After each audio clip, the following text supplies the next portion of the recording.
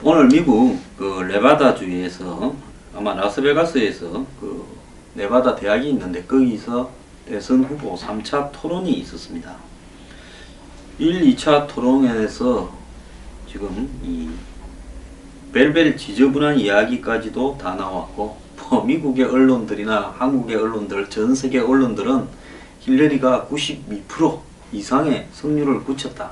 경합주에서도 거의 앞서간다. 대선은 끝났고 오바마는 어제 트럼프가 게임이 끝나기도 전에 징징거린다라고 이야기를 했습니다. 자, 트럼프가요 오늘 이 정면으로 한 방을 놨습니다. 뭐라고 나왔냐? 자, 오늘 주요한 쟁점들은 선거 조작, 성추문, 러시아 대선 개입, 국경 방어 등을 놓고 붙었는데요.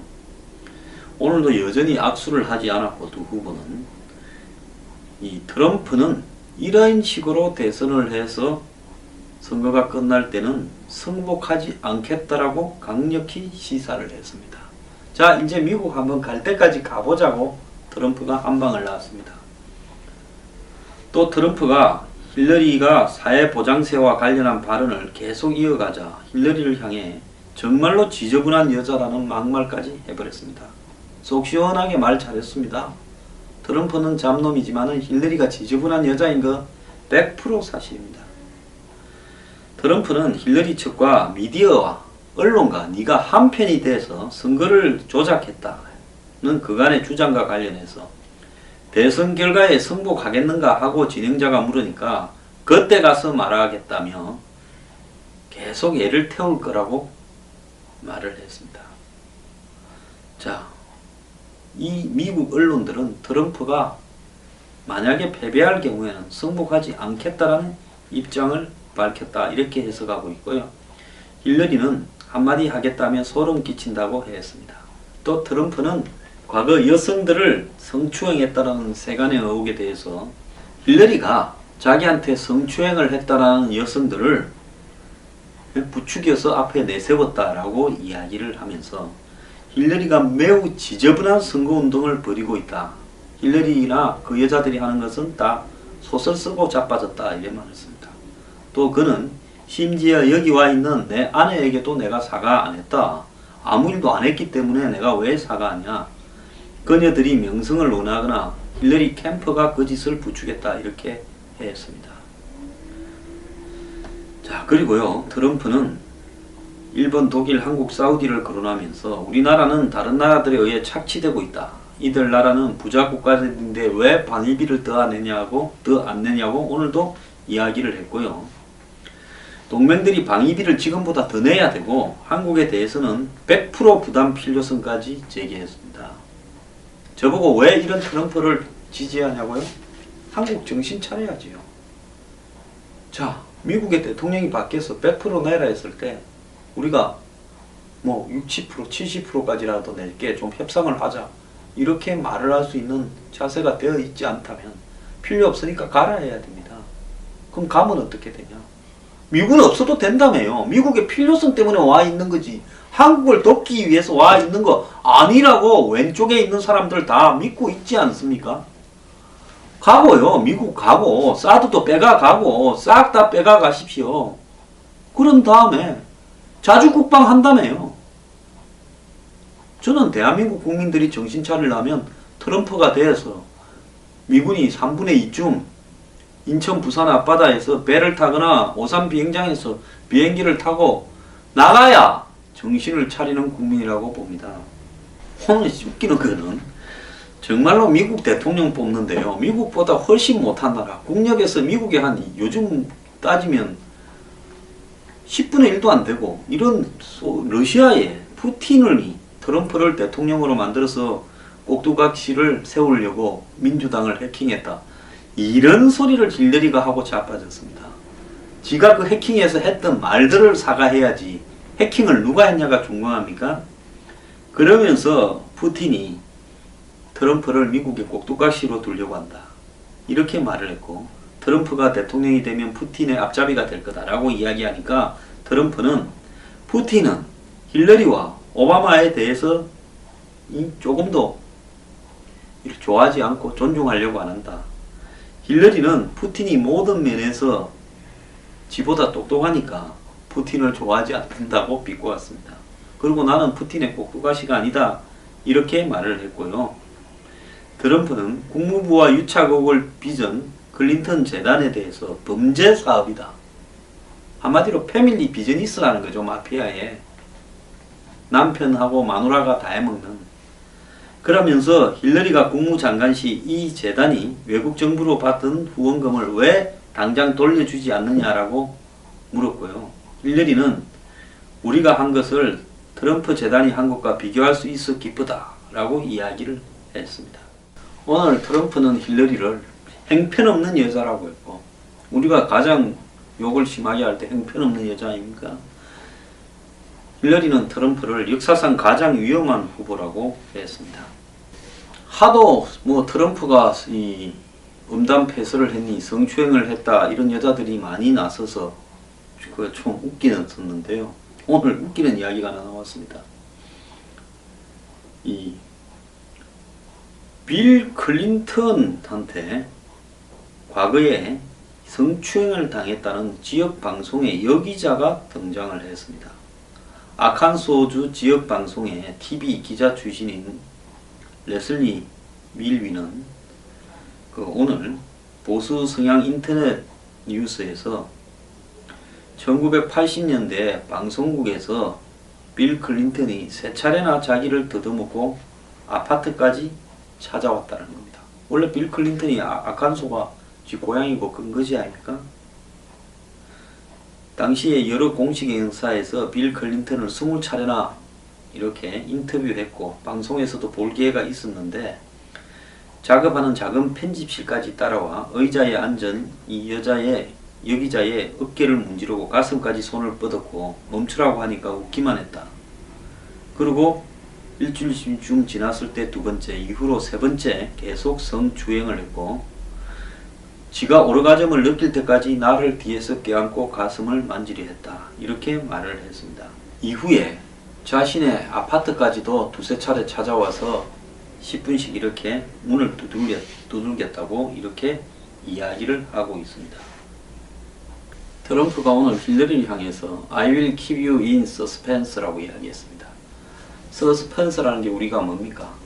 이 서스펜스 영화, 이 긴장하는 영화 아닙니까? 내가 대선이 끝나도 너를 갖다가 I will keep you 계속 in suspense 상태에 두겠다. 이 말은 무슨 말인가 하면 네가 대선에 조작해서 이긴들 여기서 끝날 것 같냐? 끝을 보겠다라는 이야기를 오늘 했습니다. 저는요, 무슨 성복, 무슨 패자가 승자한테 성복하는 게 미국식 민주주의고 신사도 어쩌고, 이미 미국은요 대통령 선거 과정을 한번 보십시오. 전 세계에 저런 식의 대통령 선거를 하는 나라가 몇 개가 되겠습니까?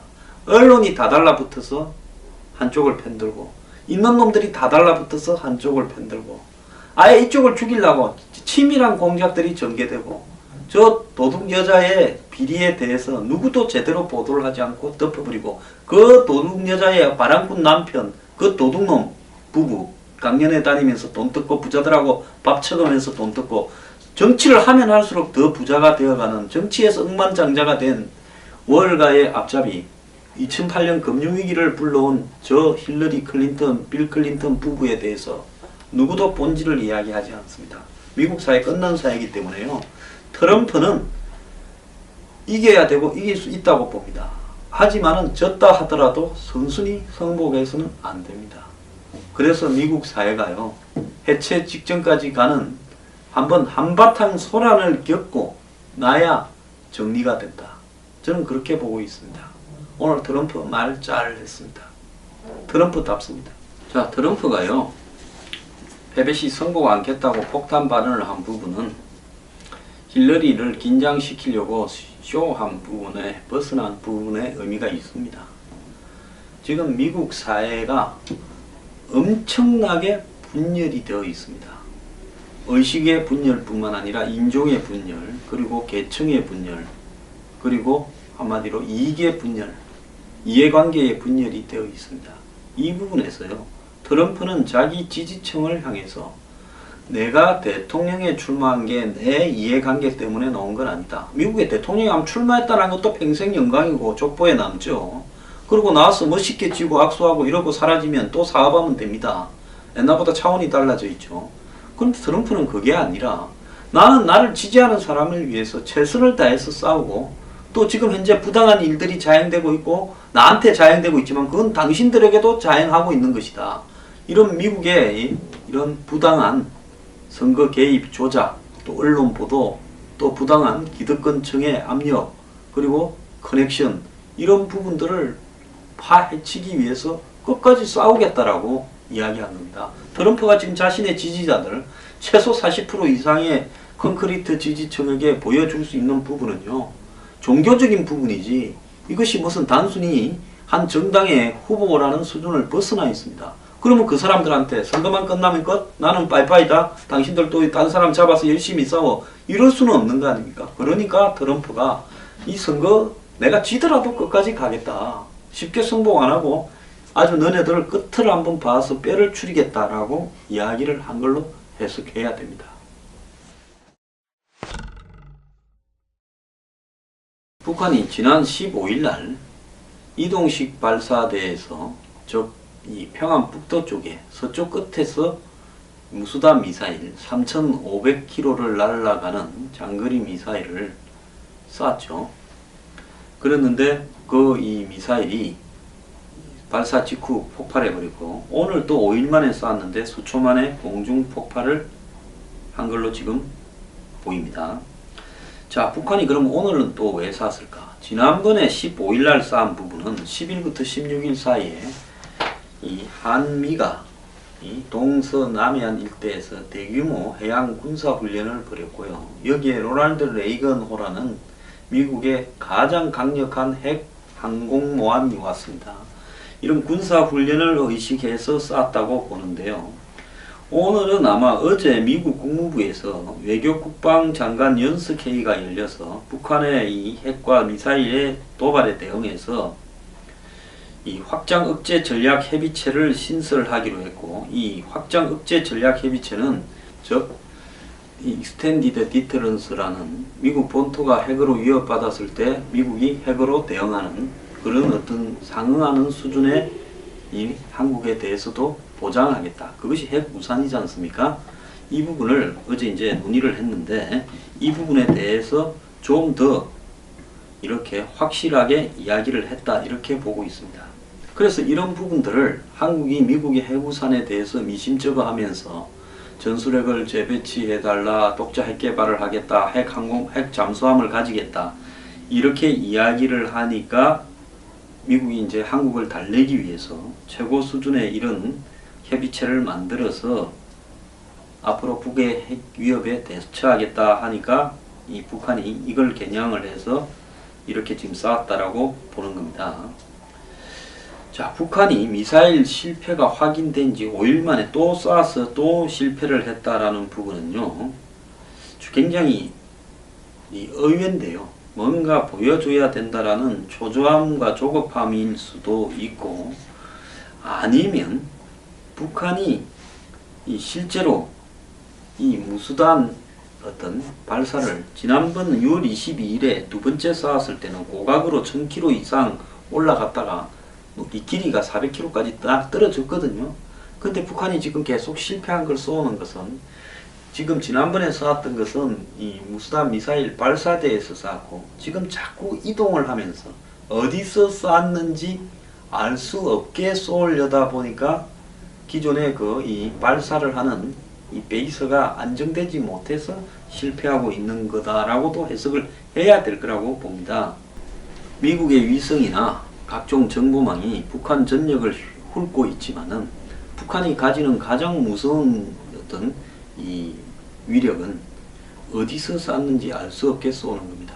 그래서 프랑스 같은 경우에는 지상에 핵 발사대는 하나도 없고 핵 잠수함에만 핵무기를 싣고 있습니다. 프랑스가 5대 핵 보유 국가 안에 들어가지 않습니까?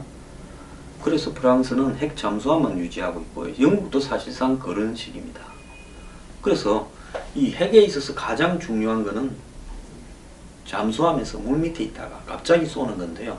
북한은 지금 기존의 미사일을 쏘던 발사대나 위치가 아니라 이동 발사대에 3,500km 나가면 이건 중장거리죠.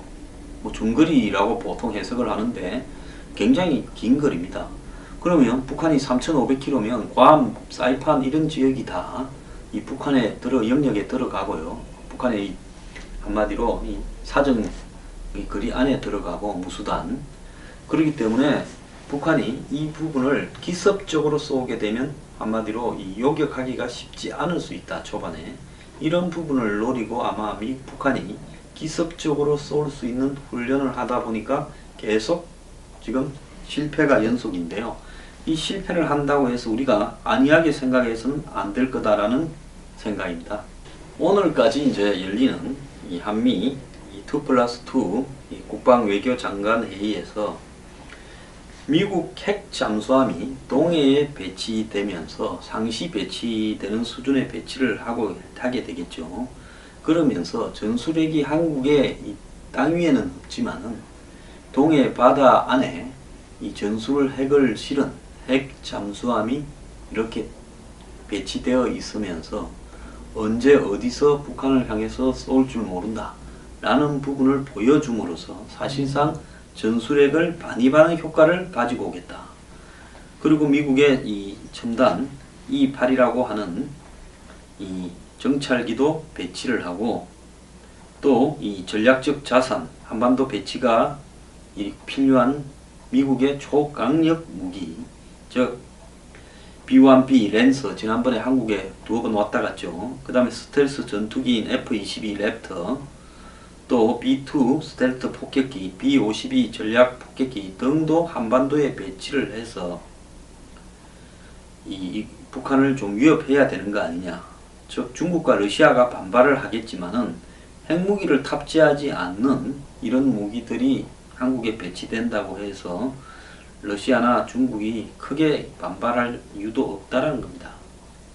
그래서 어제 있었던 이런 2+2 회의에서의 결론은 미국이 이 핵 우산으로 한국을 보호해 주겠다 말을 하지 말고 이제 눈앞에 보이는 실질적인 군사력으로 한국을 보호를 해달라 하는 부분이고 사드도 지체 없이 한국에 빨리 되도록이면 배치하고 본토 수준의 방위를 약속을 한다. 이걸로 지금 이 결론이 나가는 것 같습니다. 어쨌든요.